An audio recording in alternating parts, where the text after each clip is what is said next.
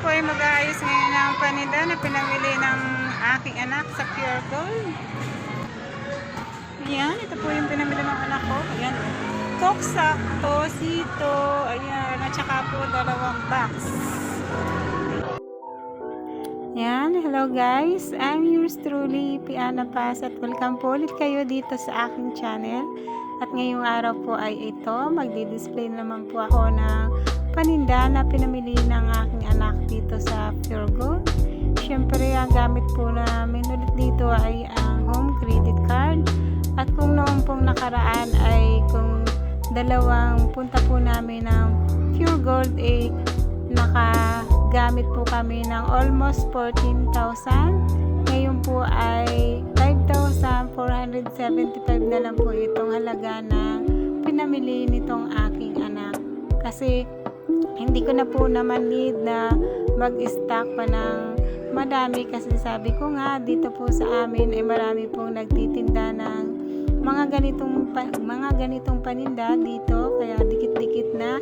Kaya kung ano na lang po yung mabinta, yun na lang po yung ipinapili ko or pinakuha ko sa aking anak. At ayan guys, keep on watching guys habang nag-aayos or nagdi-display po ako nitong aking paninda. At tulad po ng aking palaging sinasabi, sana po pag napanood nyo ang video kong ito ay nasa maayos po kayong kalagayan, pangkalusugan, isipan at pampinansyal.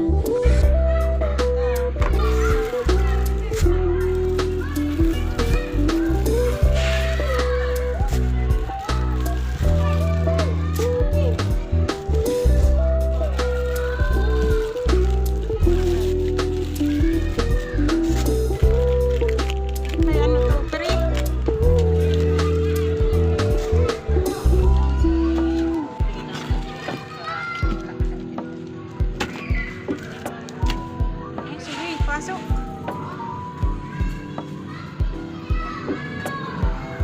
Hindi ako makakuha kasi may mga bumibili. Hindi tayo makapokus. Ayan, may cheese.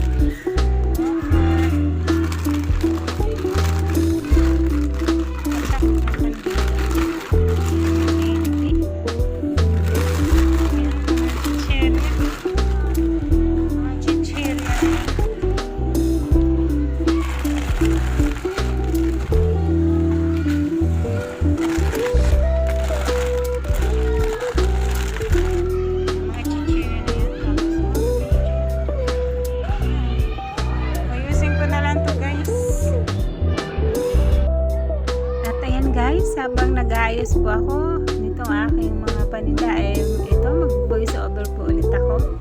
Kaya po naisipan ko ulit magtinda nito ay kasi po syempre yung mga pansariling gamit na rin po at saka yung anak ko na may pamilya na, kesa bumili pa siya sa ibang tindahan, dito na lang po sa tindahan na dito na lang po sa akin siya bibili.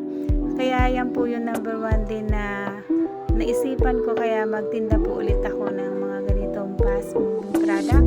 At saka po minsan kasi sa gabi, yung nakakaramdam po minsan na nagigising na nakakaramdam ng gutom, tapos yun wala kang stock na mga biskuit or gatas, kasi minsan po talaga nawawalan po kami ng stock ng biskuit at gatas. Syempre gabi na, lalo na kung mga 1 o'clock na or 2 o'clock, bagaman po at mayroon pang mga bukas na tindahan dito ng ganong oras, ay diba mas maganda kung hindi ka nalalabas sa gabi at meron ka ng mga paninda dito sa loob mismo ng iyong tahanan, para hindi ka nalalabas sa gabi para bumili pa sa ibang tindahan. Yan din po yung pangalawang reason kung bakit po nagtinda ulit ako nitong mga fast moving product, kasi siyempre po sa ikatlo yung pong tungkol sa aking mga apo, kasi yung mga apo bili din ng hingi ng pera sa amin para ipambili sa ibang tindahan. Kaya yun, naisipan ko na po talaga na magtinda po ulit ng mga ganitong paninda. Ayan, yan po yung story bakit ako nagtinda ulit ng mga fast moving product.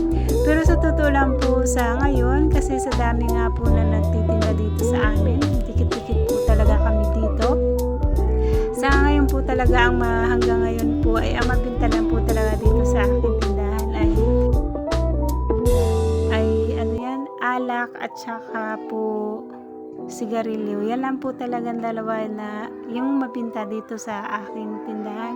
Minsan po yung mabinta rin po yung itlog at saka po yung dilata. Yan, may mabinta po rin yan. Yan lang po halos, kasi yung iba po halos yung pa isa-isa lang po yung bili. Hindi po katulad ng alak at saka sigarilyo na talaga po mabinta, hindi ka masisiro sa loob ng isang araw, lalo na po sa sigarilyo. Syempre yan po talaga yung mabinta dito sa aking tindahan as of this moment po. At ayan, thank you po ulit sa inyo guys sa panonood po dito sa aking video. Ayan, maraming salamat po ulit sa aking po mga subscribers, sa aking po mga silent viewer, syempre po sa Team Survival at saka po sa Piana Pass Angel po dyan, sa mga member po nitong aking channel. Thank you so much.